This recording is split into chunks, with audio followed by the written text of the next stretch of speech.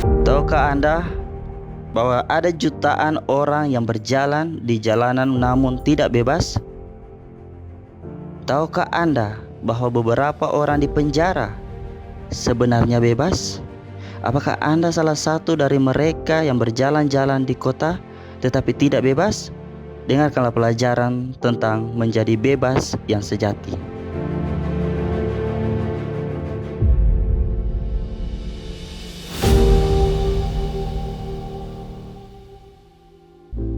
Alkitab memberi kita cerita menarik dalam buku Filemon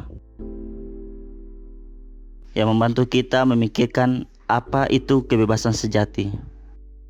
Dalam Filemon ayat 1 katakan, Paulus, seorang tawanan oleh karena Kristus, dan dari Timotius saudara kita, kepada Filemon yang kekasih, teman sekerja kami.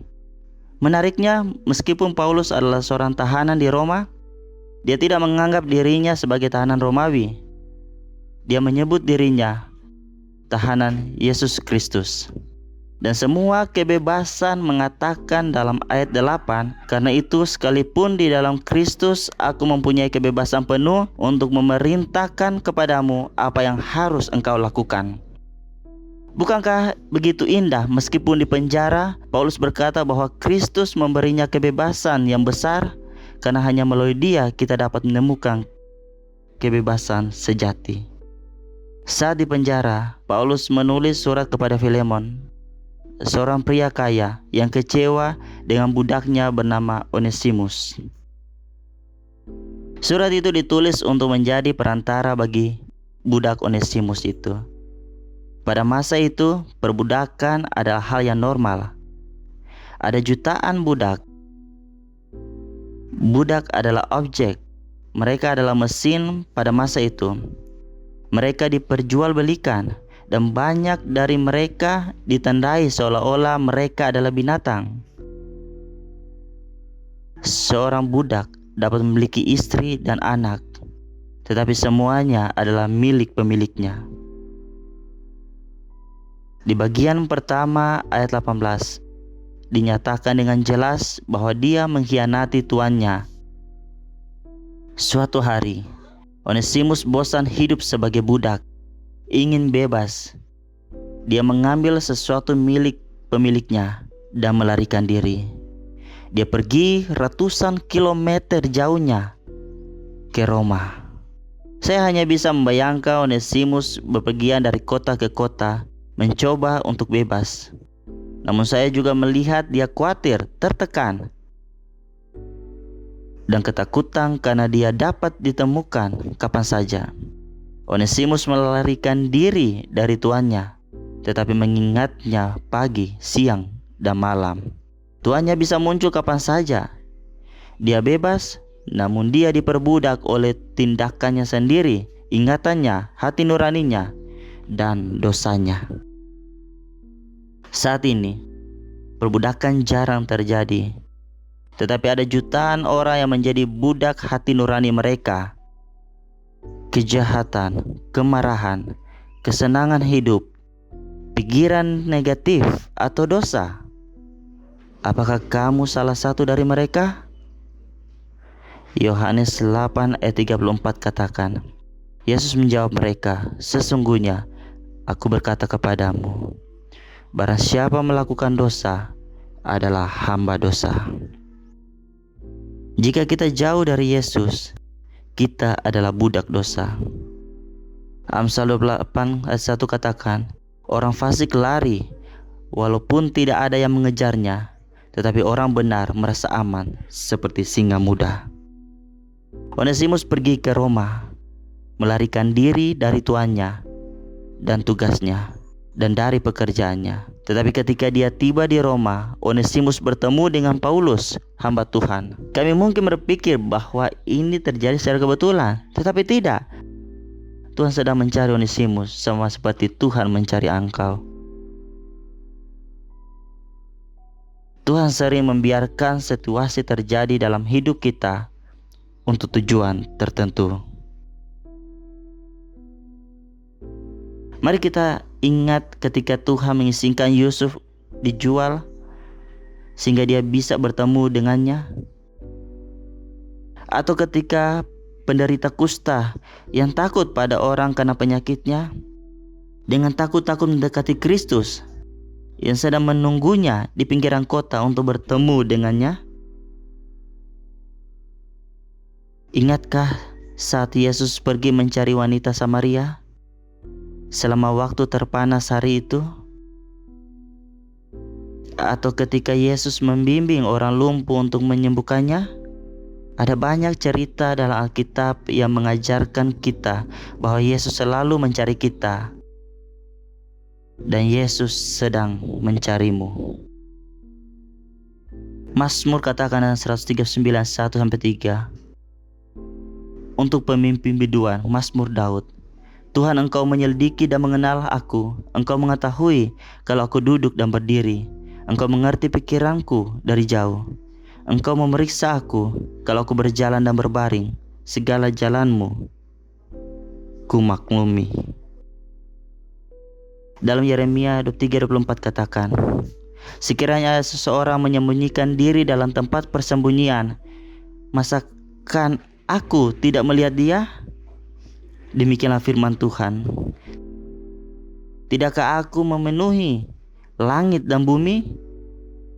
Tidak peduli kemana kita pergi, seberapa jauh kita atau seberapa gelap tempat itu, Kristus akan selalu bersama kita. Ayat 10 katakan, Paulus berkata, siapa yang telah saya peroleh dalam belenggu saya? Ketika Onesimus melarikan diri, dia mengira dia bebas karena suatu alasan. Tetapi sayangnya, dia dipenjara oleh hati nuraninya dan oleh kebiasaan buruknya, dosanya. Di Roma, dia sekali lagi berperilaku buruk dan karena itu dipenjarakan. Di sanalah di penjara, dia bertemu dengan orang benar-benar merdeka, Rasul Paulus. Rasul Paulus adalah seorang penginjil yang hebat. Dia memanfaatkan setiap kesempatan untuk membantu orang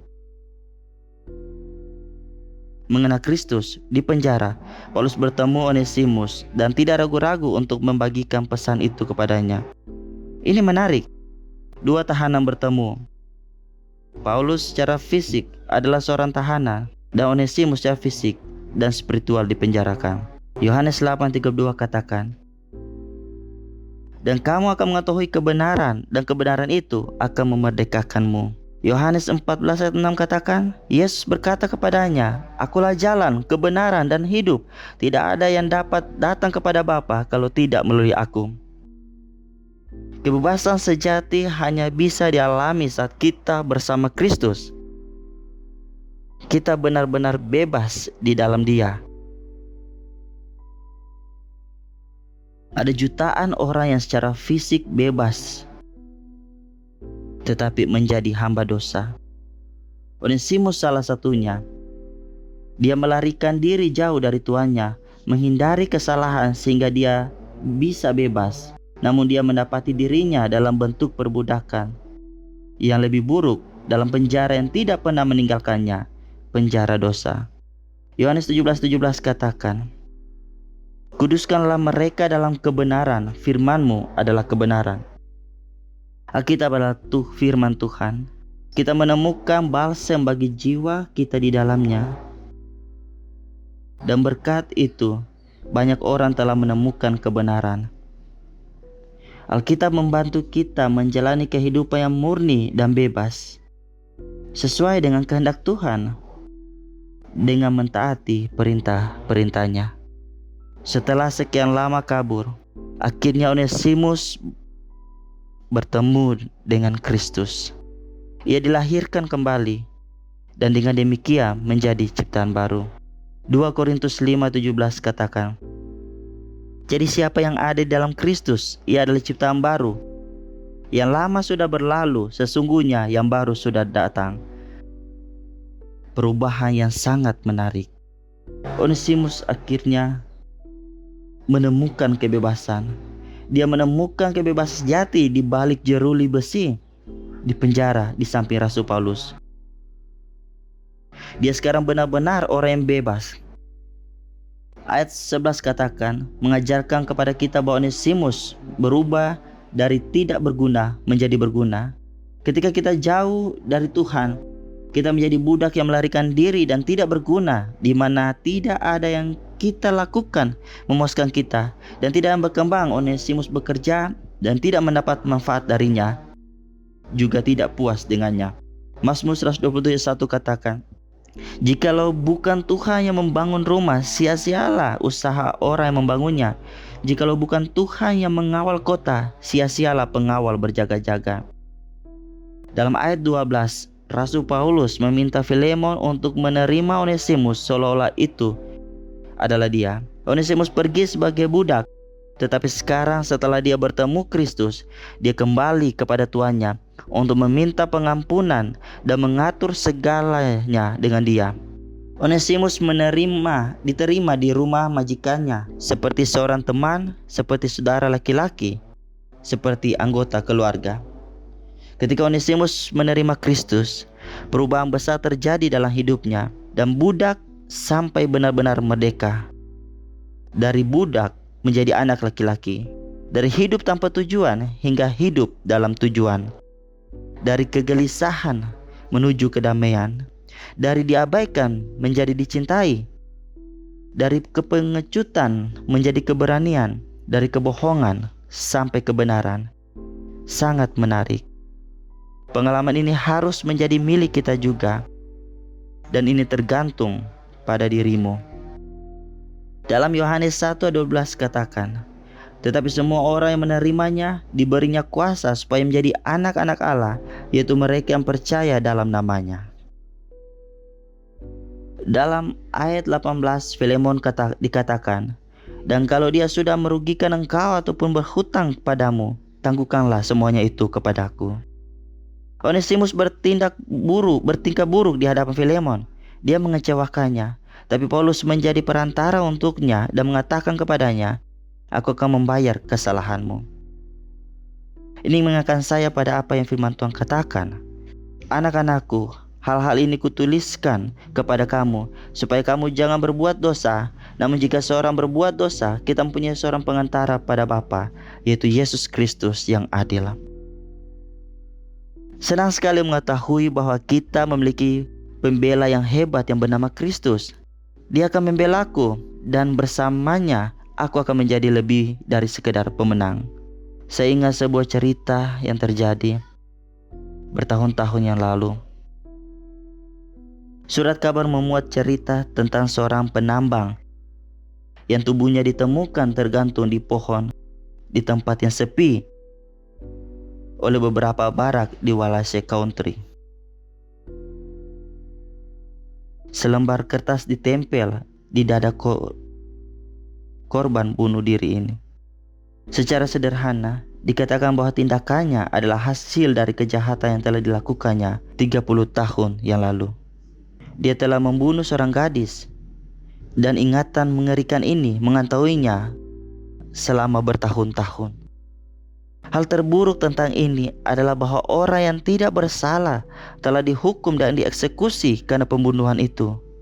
Bukan dia. Ketika ditemukan jenazah korban bunuh diri, seorang petani mengaku tidak heran dengan perbuatan tersebut, karena ketika sebelumnya pernah berbicara dengan laki-laki tersebut, ia mengetahui bahwa ia sering membicarakan ingatan tersebut karena pernah hidup dan pergi dari satu tempat ke tempat lain. Ia tidak pernah menemukan kedamaian. Penyesalan telah mengantahui jiwanya. Dia tidak bisa melupakan tindakan mengerikan ini. Beratnya seperti batu kilangan dan menggantung di lehernya, dan sangatnya seperti ular di dadanya. Saudara-saudara yang kekasih, kita tidak akan pernah menemukan kelegaan dan kedamaian dalam hidup jika kita tidak pergi ke kaki Yesus. Hanya melalui pengorbanan besar Kristus kita dapat memperoleh kekuatan untuk benar-benar bebas, dibebaskan dari penjara tempat kita berada, dan memiliki hati nurani yang bersih, sehingga kita dapat hidup dalam kedamaian dan ketenangan. Saya mengundang Anda untuk berdoa bersama saya. Bapa yang terkasih, kami berterima kasih atas cintamu yang sangat besar itu. Kiranya Engkau menyentuh hati kami saat ini. Mungkin kami telah jauh darimu seperti yang dilakukan Onesimus. Tapi Tuhan, kasihanilah kami. Sentuh hidup dan hati kami sehingga kami dapat memberikan diri kami sepenuhnya kepadamu. Ubahlah hidup kami menjadi lebih benar bersamamu. Terima kasih atas cinta dan kebaikan-Mu. Dalam nama Tuhan Yesus. Amin. Jangan lewatkan pelajaran selanjutnya yang berjudul Benar-benar Bebas. Kami menyarankan Anda untuk mendaftar kursus Alkitab gratis kami. Anda dapat memintanya dengan menuliskan ke info@netbiblewell.org atau ke nomor WhatsApp yang ada di layar. Kami juga mengundang Anda untuk mengunjungi situs web kami www.biblewell.org. Jangan lupa untuk berlangganan saluran YouTube kami. Sampai jumpa di video berikutnya.